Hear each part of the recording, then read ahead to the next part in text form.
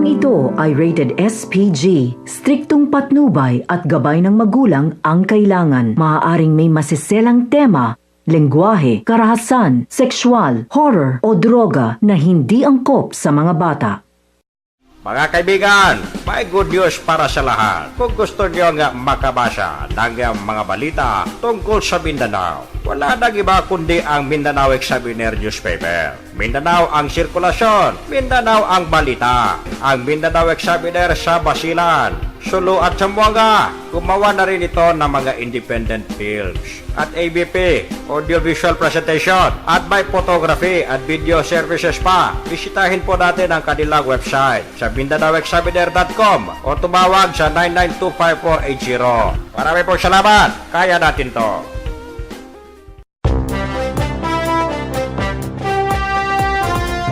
Isang magandang hapon mga kaibigan at welcome once again sa inyong paboritong programa, ang Radyo Mindanao Astig.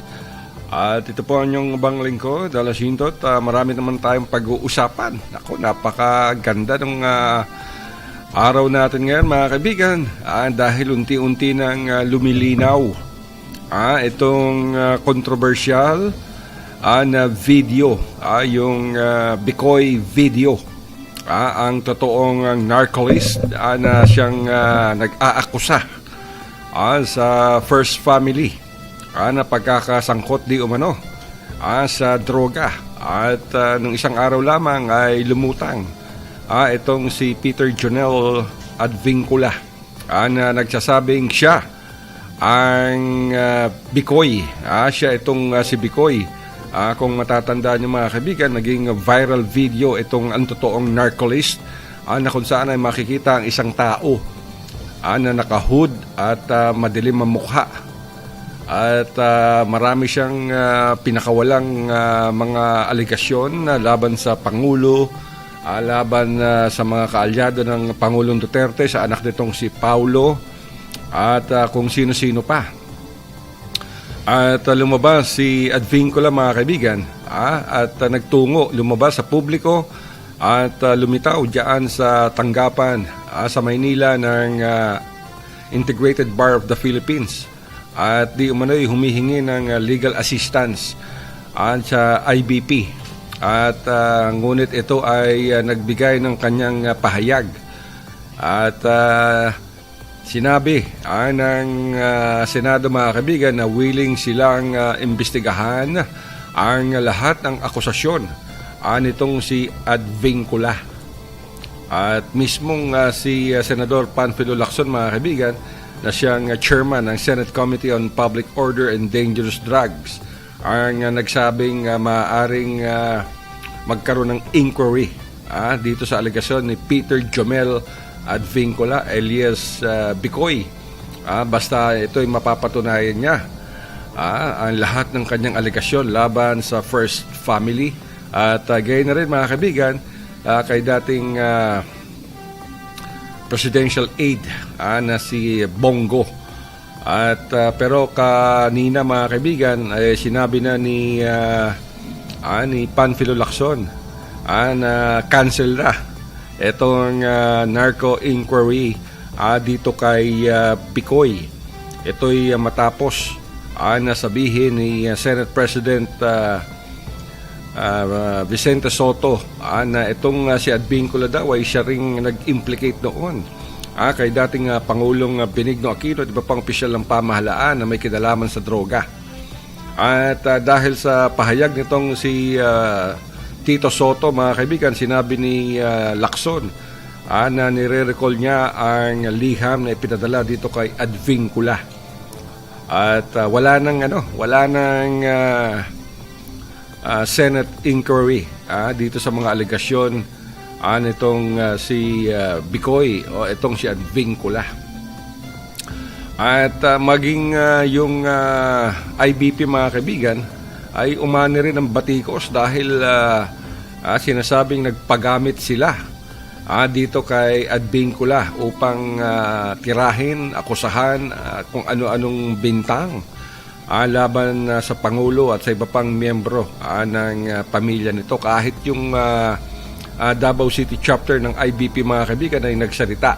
Kaya naman kanina, ngayong araw na to, ay sinabi na ng IBP na hindi nila bibigyan ng anumang legal aid o assistance itong si Advincula mga kaibigan. Di ba? At maging si Paulo Duterte ay sa kanyang Facebook page ay sinabi niya na kapanipaniwala ba sa IBP ang alegasyon nitong si Bicoy? Sabi pa niya, wa mo kuyapi. Nakakawala ng respetong IBP. Mga abogado kayo, matalino sana kayo, pero nakapagtataka lang na ang bilis ninyong paniwalaan ang sinasabi ng isang kilalang scammer na nagpakilalang si Bicoy, kataw-anang kaayo mo. Yan nga ba sabi pa niya, mula sa pagiging kilalang scammer, ngayon ay certified artista itong taong nagpakilalang Bicoy, referring to Advincula. Ganito, puro satsat, panay drama. Magsampa kayo ng kaso, sasagutin kita. Harapin kita, isama mo na rin si Trillanes. At yan nga, sinabi na nga kanina mga kaibigan na yung IBP said they had declined legal assistance requested by Advincula after he was criticized by the Davao chapter. At kanina mga kaibigan, nagkaroon ng press conference itong si presidential spokesperson Salvador Panelo. Naku, grabe. Ang daming lumabas na mga kaibigan tungkol kay Advincula at tungkol sa mga taong nasa likod di umano. Itong video, itong Bicoy video ay talagang parang pelikula to mga kaibigan. Parang isang web of lies and deceit. Dahil makikita yung pagkakasangkot di umano ng ilang mga personalidad, ng ilang mga media groups sa umano'y conspiracy o kaya ay i-undermine ang Duterte administration. At sa isang bombshell mga kaibigan ay inilahad nitong si presidential spokesperson Salvador Panelo ang mga iba-ibang diagram na nag-uugnay sa oposisyon at ilang media groups dito nga upang i-destabilize ang pamahalaang Duterte at the same time mga kaibigan suportahan o bolster support for the Otso Diretso. Ito yung oposisyon, yung mga tumatakbo sa senador. So pati sumabit mga kaibigan yung Magdalo, yung liberal at para sa kaalaman ng lahat mga kaibigan, napakaraming personalidad ang inilabas nitong si Panelo ukol dito sa pagkakaugnay sa tinatawag na Bicoy video. Panoorin nyo mga kaibigan. Validated to be allied with the Liberal Party.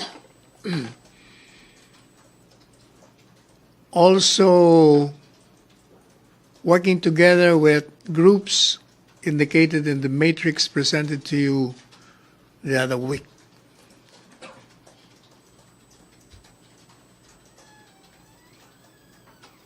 That's it.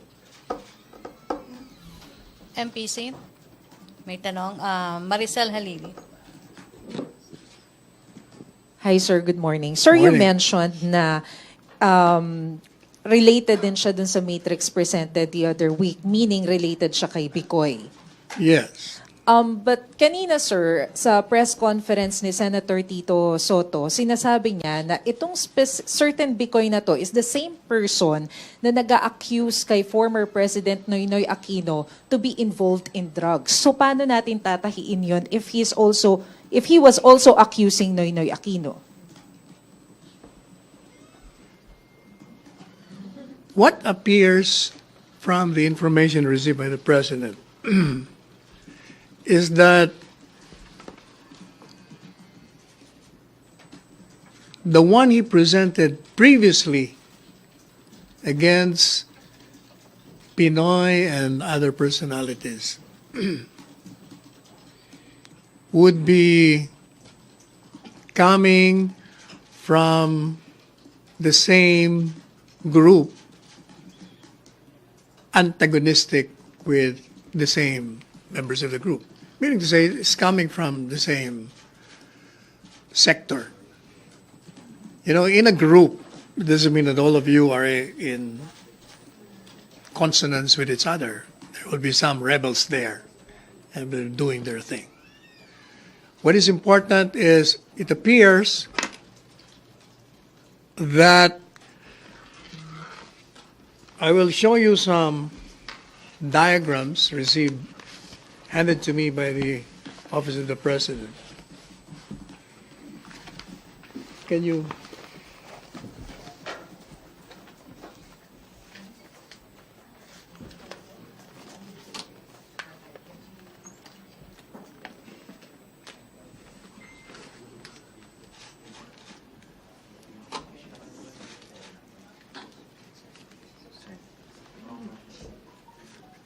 Wala bang ano? Kaya na.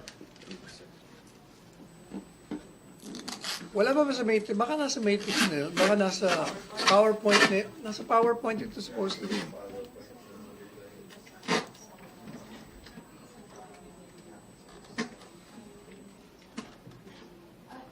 Kaya patulong na lang. Sir, ready na daw po yung power. Ha? Ready na daw po yung power. Kaya nga, hindi, pero ito muna. Ano yung ito para may, gano'n? Para may,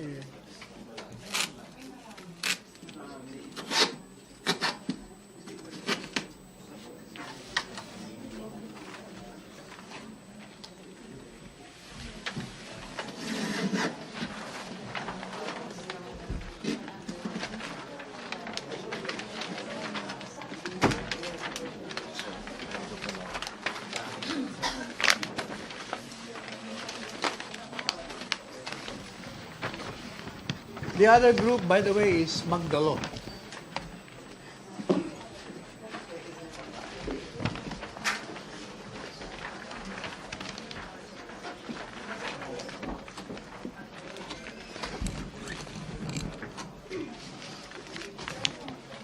Saan si Martin? Sir, Sek, clarification. halika na. Secretary Sek, Martin. Sek Martin, please come over. No, halika na.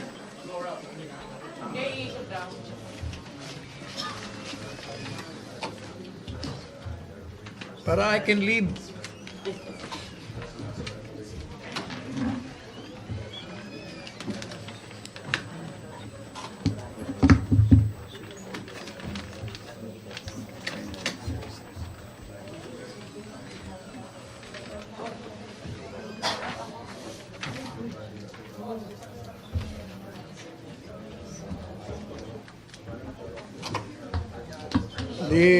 The John Lloyd of Malacanang is here.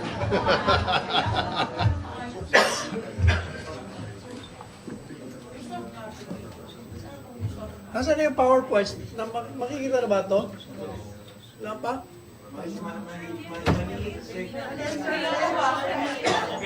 Kunan nyo. Kunan nyo na lang ng picture. Hindi mo pwede mailabas naman. Meron PowerPoint. Eh, nasaan?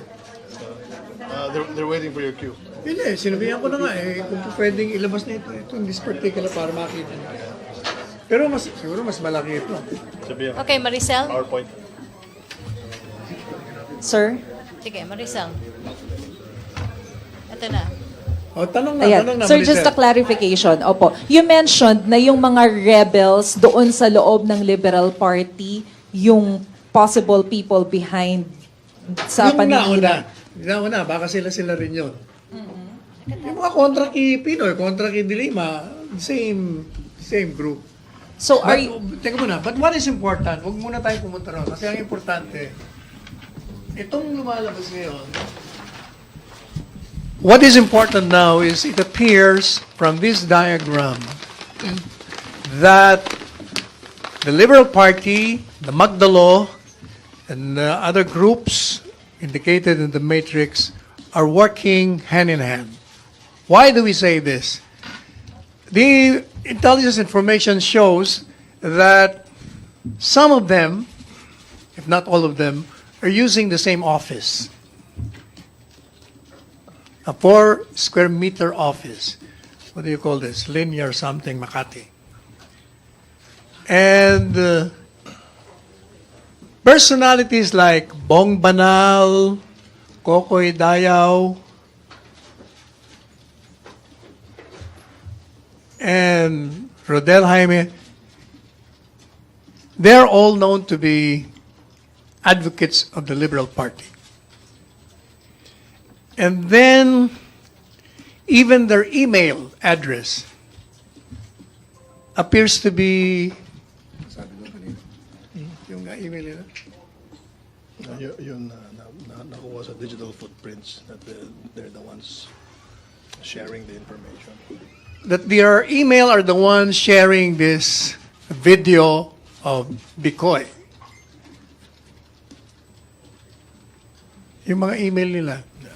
Ibig sabihin, the same people are sharing the same video of Bicoy.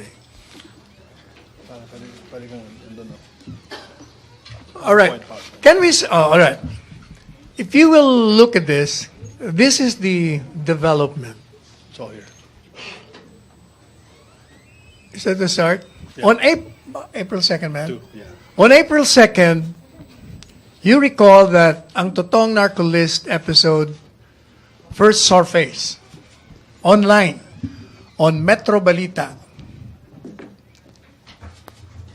And it pointed to Paulo Duterte being the first major principal of the drug syndicate.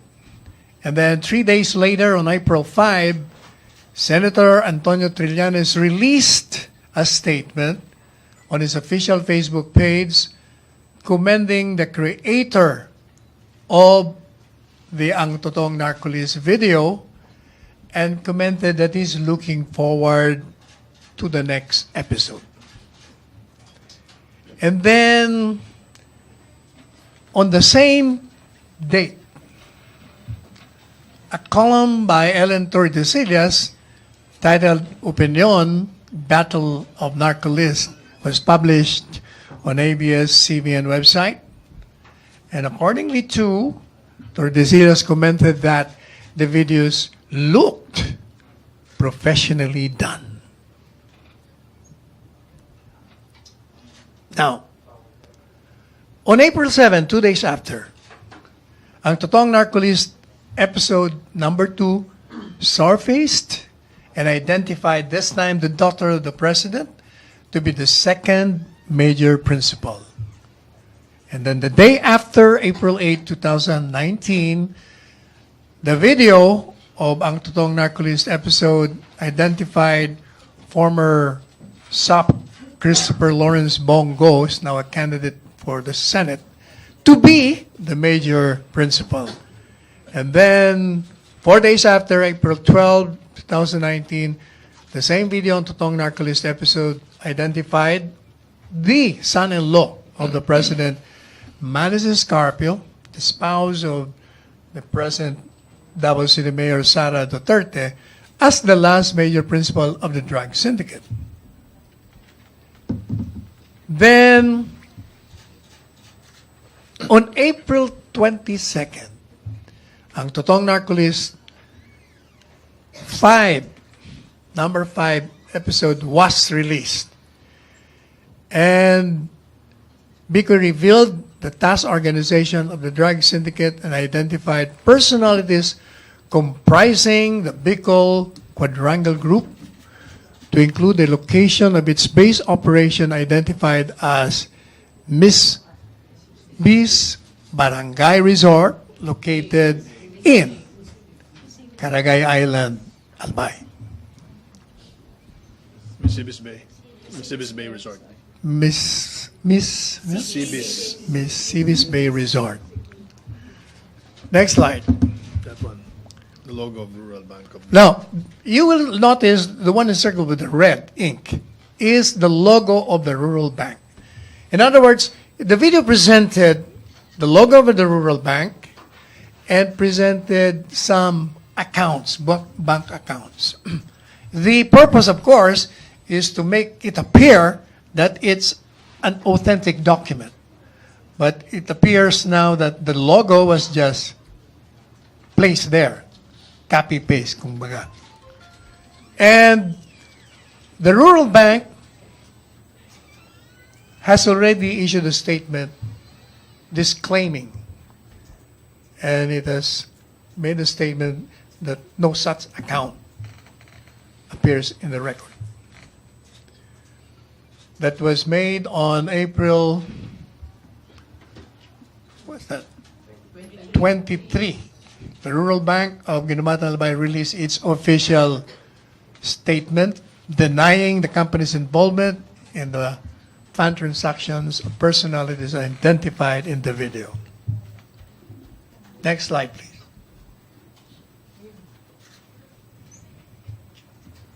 And also the Albay Luxury Resort Hotel Management denies link. It was also shown in the video that it's supposed to be the place being used as the headquarters of the Quadrangle Group.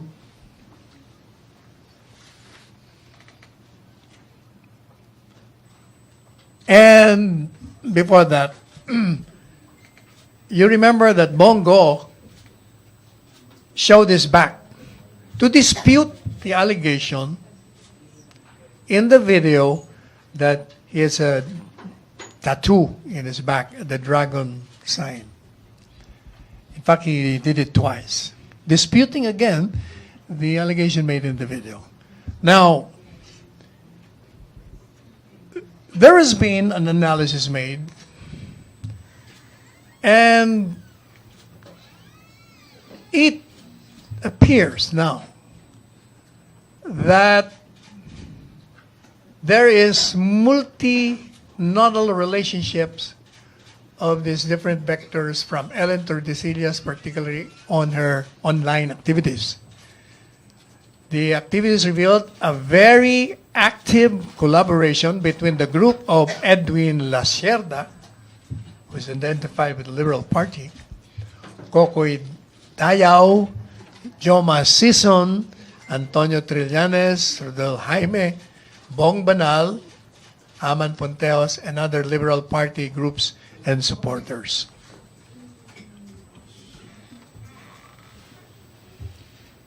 Now, there has been analysis on The Voice.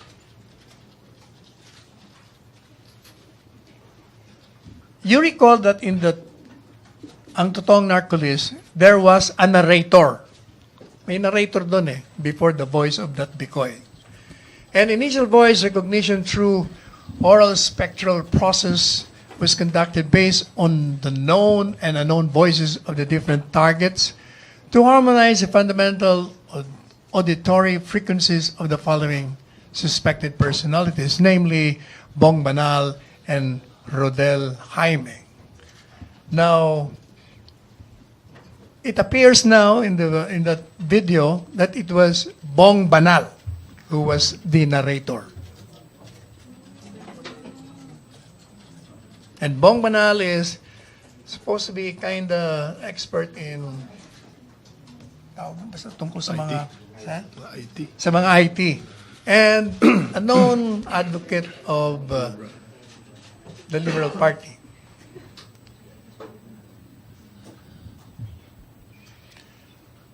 Domain registrant. Now, the domain registrant of www.metrobalita.net identified as the first website to initially circulate the YouTube video entitled Ang Totoong Narcolis on two separate articles dated April 2nd, 2009, directly affiliated with the Liberal Party, as he was identified as the administrator of significant LP-leaning Facebook pages, significantly the Aquino Legacy. Also, he administered the outline propaganda meetings of the LP during the 2016 presidential elections. You will see in that video that Si Banal yan, yung kanina no, siya. the other one. Can you put back the other? Balik mo nga doon sa ano? Balik mo nga doon sa. You will notice that this person who's facing charges now. What's his name na nga? Jaime. Rodel Jaime is seen with a photograph with the VP Lenny together with their standard shirts. And then next slide shows the face of Bong Banal, the narrator of the video. He is an administrator, member of significant anti-Duterte and LP-leaning Facebook groups, pages, actively circulating propaganda within different social media platforms alongside this Jaime Rodel. Artist, and also is a photojournalist, identified providing visual representations and images for different black propagandas used by Rappler. He actively initiated protests regarding the ousting of former Chief Justice Just Maria Lourdes Sereno. Next slide, please. Now, there was an analysis of the voices. And as I said earlier, it appears that the narrator in the Bicoy video is Bong Banal. Their voices are the same.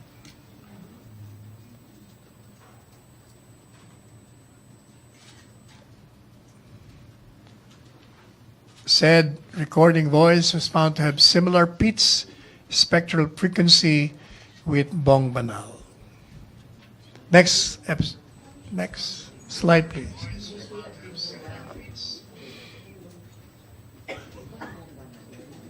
Next. Kilala niyo ba si Bong Banal?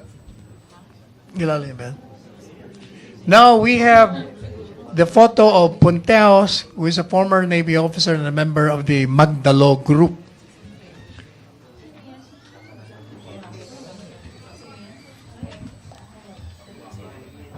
Rodel Jaime, shown in the photo, is connected with Toolkit Incorporated as a freelance programmer, and he is a well-known supporter of the Liberal Party and was found to be the web administrator of Metro Balita, wherein the Ang Totong Narcolist first surfaced.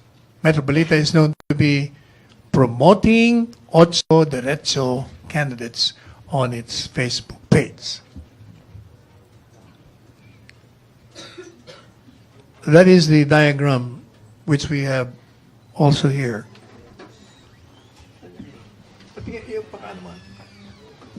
Marami kasi ito eh. Ito yung sa'yo ba? Same yan. Iba pa yan. We have all... Yan.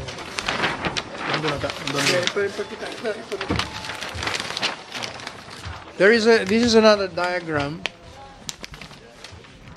where you will, it's seen that the links between the National Union of Journalists, Alejano, Hilbay, the Liberal Party, Rodel Jaime, Trillanes,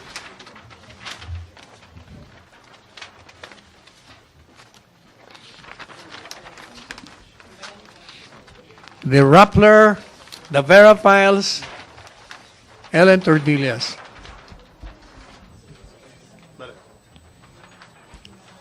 In other words, it is obvious that these groups have linked together to discredit the Duterte administration and to boost the candidacies of the Ocho Derecho senatorial candidates. Now, after the release of the matrix linkages between Bicoy and Ellen Tordesillas to the public, the website, look at this, because if they're not hiding anything, the website of Metro Balita was permanently shut down by its administrator. Likewise, most recent posts of Metro Balita Facebook page pertaining to Bicoy videos were immediately deleted by the administrator.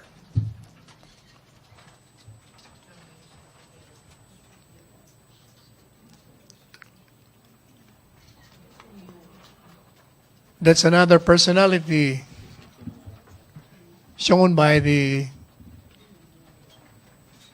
diagram identified by Rodel Jaime as the client who requested him to create the Metro Balita website. And who is this woman? Identified as Marung Nguyen or Marusi and Maria Cristina Elvira. In other words, aliases. An ardent supporter of the Liberal Party and also candidates.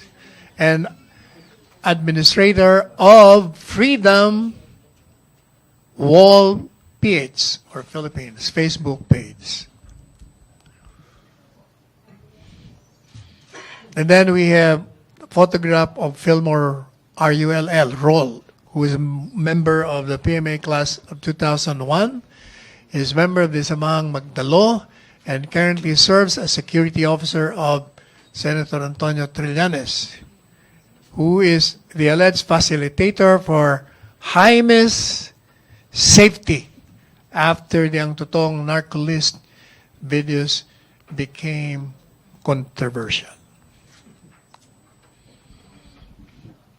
And then here comes Peter Jumel Advincula, who identifies himself as Bicoy. He made a public appearance at the Integrated Bar of the Philippines the other day, May 6. He claims to be the Bicoy in the Tong Narco list. He is formerly most wanted criminal in Naga City and convicted of various crimes such as estafa, illegal recruitment, and theft, resulting to his imprisonment of 6 years. Now it appears that the voice of Bicoy in the video is not the same as the voice of the one who presents himself as Bicoy or Advincula. Even the accent. In other words, if you listen, you will notice that the accent of the Bicoy in the video has an Ilocano accent, while Bicoy, who represents himself as Bicoy or Advincula, has a Bicolani accent because he's a Bicolano from Sorsogon. So it could be that Ranyola, isang Chinese businesswoman at franchise owner ng isang multi-level marketing company. Next. Inilipat ako ng aking boss yun ang na si Teresa mataas ang Ranyola pitch. na tumatayong franchise owner ng First Vita Plus Marketing Corporation. Ulitin natin yung voice ni nung isang Bicoy. Yung original Bicoy. Yung naka-hoodie. Yung naka-hood. Si Teresa Ranyola, isang Chinese businesswoman at franchise owner ng isang multi-level marketing company. Owner. Inilipat ako ng aking boss na si Teresa Ranyola na tumatayong franchise owner ng First Vita Plus Marketing Corporation. Diba? Owner. In other words, it could be that this Bicoy who presents himself to be Bicoy was there while the other Bicoy was the one presenting himself as Bicoy in the video. Now we have another personality, Jerry May Maghinay, who is the registered owner of Now You Know website. She's responsible for the uploading of videos of Eduardo Asierto on 25 March, 7 April, and May 5, 2019.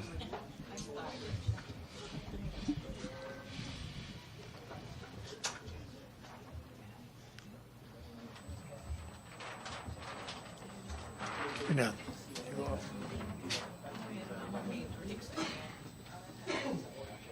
Para mas malapit.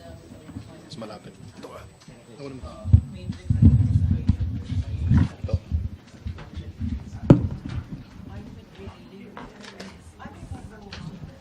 Oh, this is the diagram where Jerry May Ayuban Mahinay is shown, and her connections, like to the Yellow Boat of Hope Foundation. You will notice the address is the Linear Makati. That's what I was telling you about. Ganon din itong Splice Business Solutions. Linear Makati rin. Pareho ng Be a Giver. Linear Makati. The Yellow Ribbon Movement. Email address niya is ymphilippines@gmail.com. These are the personalities, no? Ba Aquino, Margarita Wico, Antonio Trillanes, Mar Rojas, what's this? Asierto. In other words, bakit naman pareho opisina nila eh? When that was investigated, it's only a 40 square meter room. Alam ka, in other words, it's impossible na may mga cubicle doon tapos itong mga ito naka-opisina doon. Isa lang ang ginagamit talaga nila. Next slide.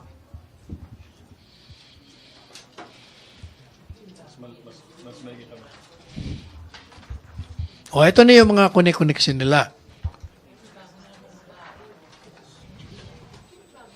Dapat meron kayong picture nito. Soft copy. Sige, bigyan na lang kayo mamaya. So anyway, i-shortcut na natin. Yun ang pinaka-punto. So any question? Rose Dinario. Hi, sir. So, ang ibig nyo sabihin, si Advin Kula, posibleng pakawala para guluhin yung ginagawang investigasyon ng NBI at ng PNP na tumutumbok dun sa sinasabi nyo mga personalities. Parang panggulo siya. Sinadya siyang pakawalan para i-preempt yung investigation result para magulo. Sir, kasi Anong investigation ng ano? para guluhin yung investigation na ginagawa ng administration o ng gobyerno doon sa totoong bikoy. Kasi, di ba? Hindi, pwede wala pa namang wala pa namang not necessarily. lumulutang na bikoy. Parang lumalabas, kasama siya doon. Kasi yung lumalabas, yung boses niya, iba, di ba? Pwede rin naman iba. Pwede pakawala rin siya para guluhin. Hindi pakawala, kundi kasama siya doon. It's part of the, Pero phone. sir, wala naman siyang direktang koneksyon dun sa mga taong sinabi nyo na konektado dun sa ouster plot matrix. Wala siyang connection dun eh. Di ba parang tumayo lang siyang solo?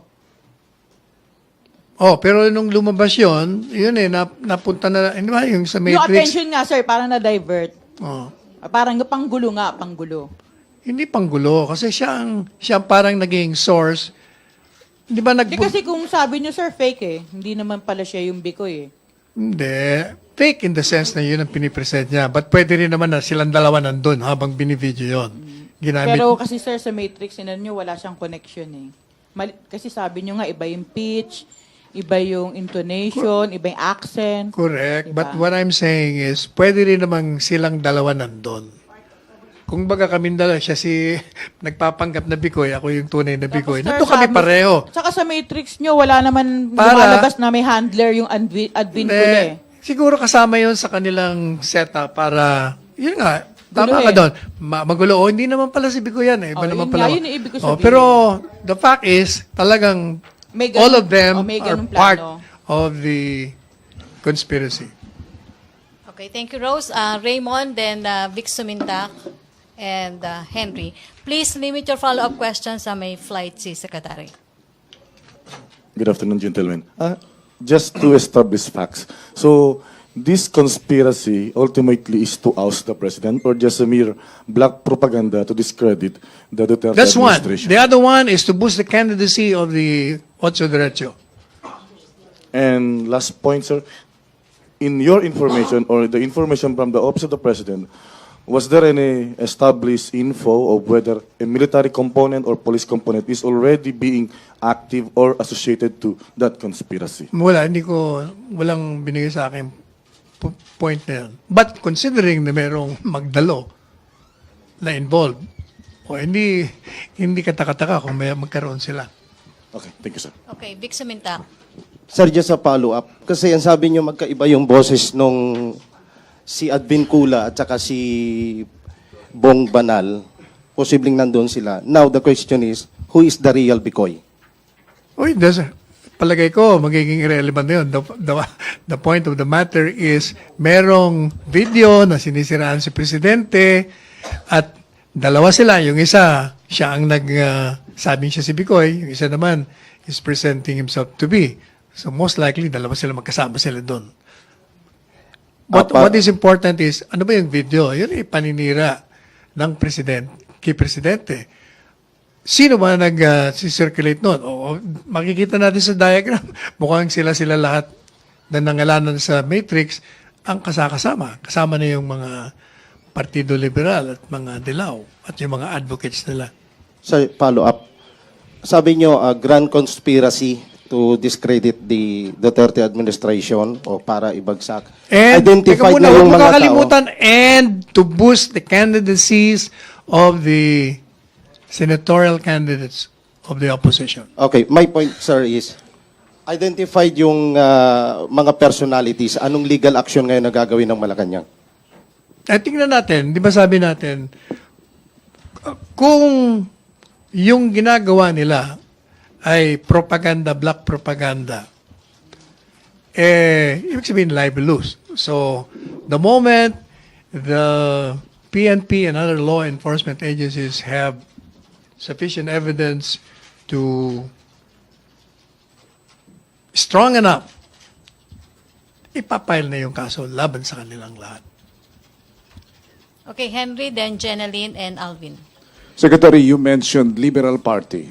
Sino sa Liberal Party ang utak ng lahat ng ito? Hindi natin alam kung sino ang utak.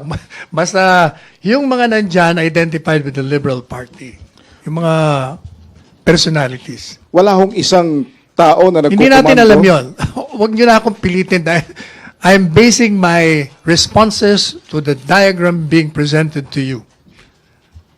That will determine, that will, I think, need another investigation. Lalabas eventually yan. Pag nagkaroon ng ano na dyan, baka magturuan na sila. Alright. Ano po ang pahayag o reaksyon ng Presidente nung makita o mabasa niya yan o Ito na nga yan? yung reaction niya. Gusto niyang isa publiko yung tinanggap niyang impormasyon. Alright. Galit siya. Hindi ko alam kung galit siya o natutuwa siya. What is important is I've been instructed to present this and it's coming from him. Alright, thank you. Okay, a friendly reminder, limit your follow-up. May flight si Secretary Jeneline, then Alvin. Kaming dalawa and ni Ace. Martin Andanar ang in-instruct ni Presidente na i-present sa inyo. Good afternoon, sir. Sir, may we know where did the President get the information, the intelligence information? Alam mo naman, Presidente yun. So many sources. You'll have to ask him himself. Local ba, sir? Local. No, that's why you'll have to ask him himself. Kasi sabi niya, pag may tanong sila, tanongin ako. Sir, was the information verified, validated by the panel? Knowing him as one who is a thinking president, he would have validated every information he has received. Sir, is it the same foreign source he got the earlier matrix? Hindi ko alam. Wala siyang sinabi sa akin. Basta, it was shared to him, he validated it, and he wants the public to know about it. Okay, Alvin, then Joyce. Secretary Panelo, Secretary Martin Andanar, good afternoon. So, sir, after this revelation, what would be Malacanang's move? And as a lawyer, sir, what cases could possibly be charged against those who are involved in the We will conspiracy? let the Department of Justice, since that is his term, Secretary Maynard, to do the job. So what's the next step on the part of Di pag-aaralan nila Secretary Maynard kung anong magandang demanda against them. Pero sa palasyo, sir, anong Ayun next yun. move natin? Ayan, Secretary. Sino ba Secretary Guevara? Di part of the palace. Yun na yun. Thank you, sir. Okay, Joyce and then Ace. Sir, all these information, lahat ba ito na-discuss sa command conference? Doon ba nanggaling itong matrix and other information from the President? How's that? Was it discussed during the command conference last night, sir? All of this? I was not there. Were you there? We were not there. So, yung diagram po ba, all the intelligence information? We were not there, so I don't know. I have no personal knowledge. Yung intel information po ba, did it came from local sources, sir? From example, PNP? I already answered that. I said I don't know. Sir, meron bang specific directives si President to conduct an investigation and eventually file cases? May directive specific si President? Wala siyang sinabi. Basta ang instruction sabi ni Sec Martin is to present this to the public.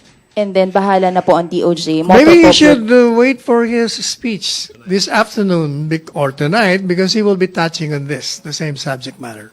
Sir, nabanggit nyo, another investigation will be put up again? Which one? Nabanggit nyo, sir, kanina. Na? Another investigation? And sabi ko, bahala na sila Secretary Maynard kung anong klaseng kaso ipapile nila. So, as of this moment, sir, wala pang immediate filing of cases against these personalities? Not yet? You can ask Secretary Maynard. He's in charge. Okay, thank you, Ace. And Or then, I will beg to leave. I will give it to the John Light of Malacanang to respond.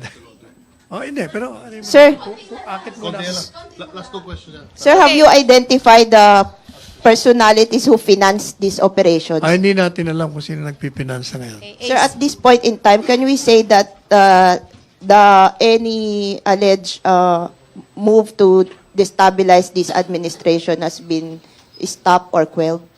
Well, hopefully, by revealing it to the public, we are preempting their move.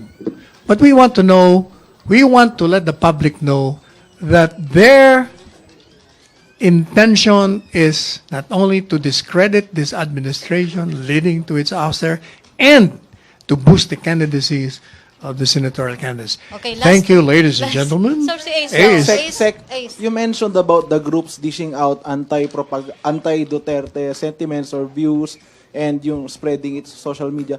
Paano natin ngayon i-differentiate yung legitimate dissent as against yung mga plot to destabilize or to discredit the admin? Because protected by freedom of speech yung mga... The difference is that yung mga nabanggit ko, sila ang may linkages dun sa mga responsible for this black propaganda. So, ibig sabihin, hindi na sila legit. Sinamahan na nila ng kalokohan. So, ibig sabihin, hindi ito crackdown ng free speech? Oh, definitely no. It can never be a crackdown. This government cannot crack down on those who are practicing the freedom of expression and of speech. Sir, last Definitely. Last to Celerina, and Day muna and Celerina. Day Alves, and then Celerina. Okay. Sir, sino po yung gumawa ng Matrix at saka sino yung nag-compare ng Hindi ko audio alam. recordings? It was handed to me By Attorney Jenny Ong of Malacanang Palace. Sir, who compared the audio recordings? What do you mean? Hindi sir? ko alam yan. Basta present lang sa amin. Binigay lang. Okay, last na si Celerina. Sir, good afternoon. So you have mentioned na apparently there's no sufficient evidence yet to pin down these people. Wala akong sinabing no sufficient evidence. I said Secretary Maynard should determine that.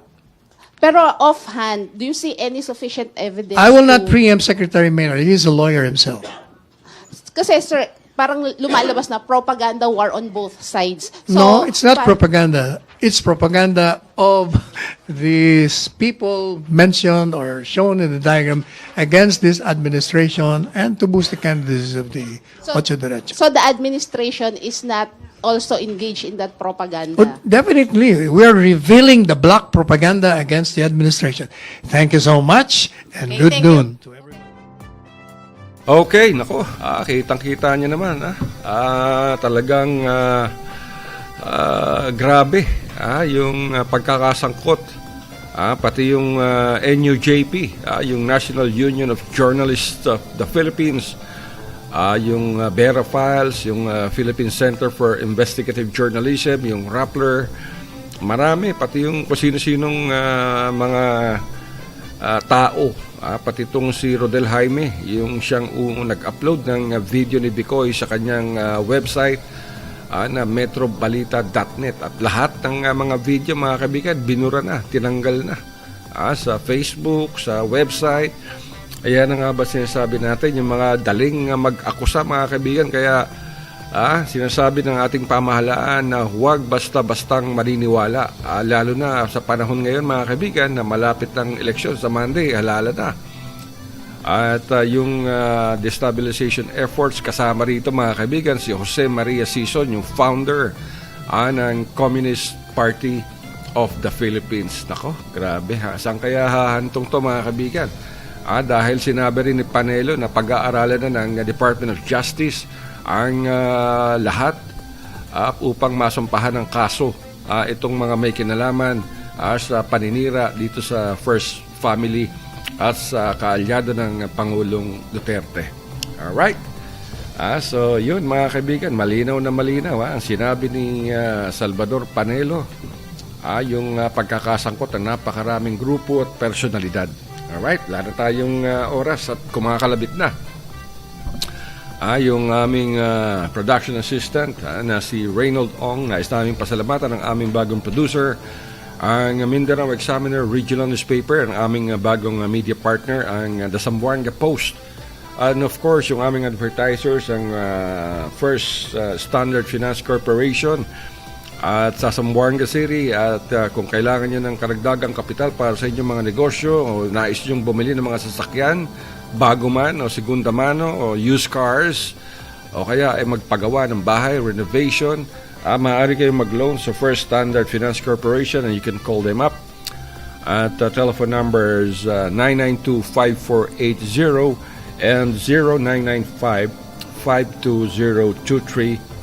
Of course, nais namin pasalamatan lahat ng mga nakikinig sa atin ngayon, mga kaibigan, at tayo napapakinggan hindi lamang sa Mindanao, sa Visayas at Luzon, kundi sa buong mundo.